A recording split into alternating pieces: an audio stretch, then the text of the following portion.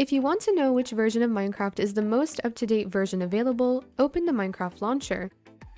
Click the menu on the bottom left. Here you will see an option that displays the latest version of Minecraft. You can select this option, then click the green play button to launch the latest version of the game.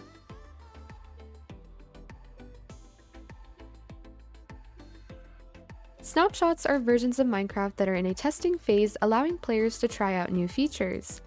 If you would like to play the latest snapshot of the game, click on Installations.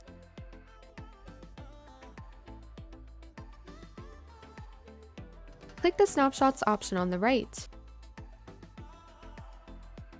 This allows you to play both the latest release versions and development versions by switching profiles on the launcher.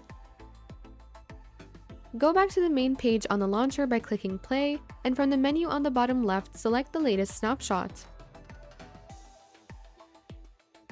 Then click the green play button to launch the latest snapshot version of the game.